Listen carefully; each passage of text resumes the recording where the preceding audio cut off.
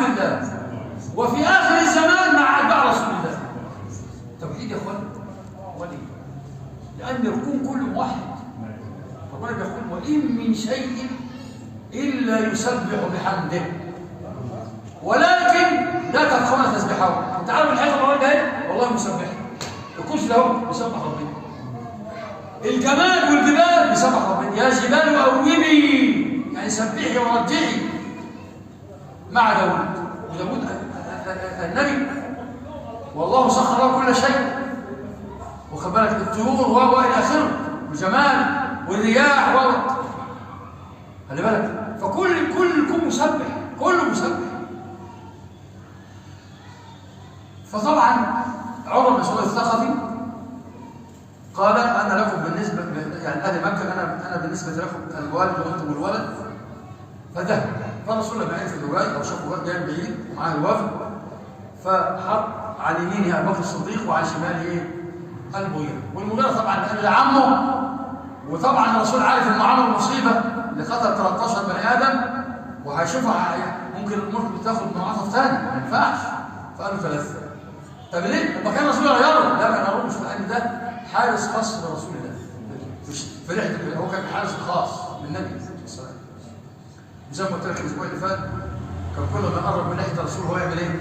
يضربه على ايده ونزل ايدك على ناحيه النبي صلى الله عليه وسلم هو بادب مره اثنين. وبرضه لما قال للصديق النبي صلى الله عليه وسلم قال يا محمد هل رايت احدا قبلك اجتاح قومه؟ انك ان فعلت هذا واجتحت قومك ودخلت مكه معتمدا غصب عنهم يعني على اشتائهم وعلى دمائهم فلا نعلم احد فعل ذلك. وان كانت الاخرى يعني الدين وانت اللي تهزم، ودي اللي لم يرجعها هو بقى لانه وصل الصحابه قالوا لا فلا ارى حولك الا اوباشا خليخا ان نفر ودعوك. كل اللي حواليك دول اول ما هيشوفوك وكده اهل مكه هيجروا يشوفوك اهل مكه يقتلوك. فسيدنا الصديق بقى مش عايز اقول الكلمه ثانيه اللي قالها الاسبوع اللي فات بقى نفس صحيح او في السير، قال له نحن نفر وندعى روحي العالجي زي كده يعني. فاكرين الكلمه لو وشيته دماغه بقت تحت ومن فوق. فقال من هذا؟ فقال النبي صلى الله عليه وسلم الا تعرف انه ابو بكر الصديق انه عبد الله بن ابي قحافه، عبد الله بن عثمان بن ابي قحافه رضي الله. عشان تعرف انه عارف. قال له ايه بعدها؟ قال له والله يا ابا بكر لولا ان لك يدا عندي لم اكافئك عليها لاجبتك، يعني كنت شتمت بخد الشتائم ولكن هذه بتلك دي صديق، يعني ان غلطت فيها ثاني اعوض عليك. وبعدين طبعا بقى عشان اتهزم انا بقى ايه اما اعمل حاجه كده بقى ان انا بقى سيد كبير في قومي سيد ثقيف واهل مكه بعتني لي نيابه عنهم جميعا وعن اشراف مكه والرسول سيد البشريه قدام مني احنا الروس زي بعضها والحول 1500 في الحديبيه لحد ما فتحوا كده. فبدا يطلع ايده على ناحيه النبي فاكرين؟ اجبني يا محمد. راح ضرب ناس نطري فبص له كده قال له انت فظ غليظ للمغيرة. والمغيرة ما يردش لانه لو كلم هيعرف صوته. رفع عينه ثاني وجاي راح ضرب اشد منها فنطري. قال له من هذا يا محمد؟ فالرسول تبسم وقال الا تعرفه انه ابن رخيق المغيرة بن شعبة. قال له يا غدر دي اللي وقفنا عندنا الاسبوع اللي فات. قال له يا غدر لا ازال اسعى في غدرتك، ده انت لسه عامل المصائب اللي عملتها لما تمشي تيجي ناحيتي بقى سنتين هنا اهو. كل لما كون 100 جمل ادفعهم دي لواحد من اللي انت قتلتهم 13. تخيل لان 13 في 100 ب 1300 جمل. ده دية المقتول كل واحد 100 جمل. وعلى فكره دية المقتول في الاسلام ودي من الاشياء اللي اخرها الاسلام وان كانت في الجاهليه لان الانسان غالب. فلو ان عربيه ضربت واحد وقتلته المفروض اللي اتقتل ده هو لسبب انه يدفع 100 جمل او ما يساوي حق الجمل. تخيل النهارده بقى في غلو اللحم ده 100 جمل يعملوا فيه. يعني كان زمان يقولوا مليون جنيه، النهارده بقى اللي يتقتل يا عم اديله بقى مجيزه ولا يجيب له كام نباشات الفراخ نباشات بس. والله دية المقتول في الجاهليه كان 100 جمل والاسلام اخرها. والنهارده حتى ما بيعملوا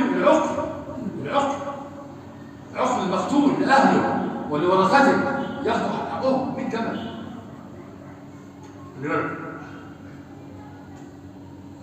فطبعا النبي صلى الله عليه وسلم طبعا كان جاء وقت الصلاه زي ما قلت لك انا، وكما قلت لك النبي صلى الله عليه وسلم كان اذا جاء وقت الصلاه كما تقول من عائشه كان يمازحنا ونمازحه ويكلمنا ونكلمه مع امهات المؤمنين، فاذا اذن بالصلاه تركنا وكانه لا يعرفنا يمشي بقى بالصلاه. فهو وقت الاذان جه وقت الصلاه في الحديبيه، اهمل بقى اهمل عمر بن الصخري حد يكلمه وهو بقى بيتفرج الصحابه بيعملوا مع النبي. طبعا قلت لكم الاسبوع اللي فات ما توقع النبي وهو فسقطت خطوه قومه من موجود على الارض، ولكن الصحابه كانوا يقتتلون على فضل وضوء رسول الله فيدلكوا بهذا الفضل جلودهم ووجوههم، يعني ياخذ اللي باقي من وضوء النبي يحطه في كفه كده وبعدين يمسحه كده خفه يحطه على وشه ويدلك بها وجهه ايه وجلده اللي بالك. وما تأخر نخاما إلا وسقط في يد أحدهم، يطير السعيد من الصحابة اللي يطير يلحق النخامة دي فيدلك بها وجهه وجلده. والرسول أمر بأمر يقتتلون على ابتداء أمره، 1 10 20 واحد يجي جاري عايز ينفذ الأمر، ولا يحدون النظر إليه. خليك معايا، ولا يحدون النظر إليه إجلالا له. خلاص؟ فطبعا الرسول صلى الله عليه وسلم بدأ يصلي وهو بقى راح ماشي، راح لأهل مكة وهم مستنيوا على أحر من الجنة. قال يا أهل مكة من أنا بالنسبة لكم؟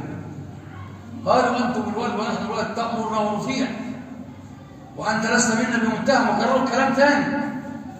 فقال فاسمعوا مني والله يا أهل مكة لقد وفدت على الملوك كسرى وقيصر والنجاشي، ودول ملوك الأرض دلوقتي كده، كسرى ملك بلاد فارس، قيصر ملك الروم، النجاشي ملك الحبشة، وده كان ملك متوج له مكانة كبيرة جدا اللي هي اثيوبيا دلوقتي.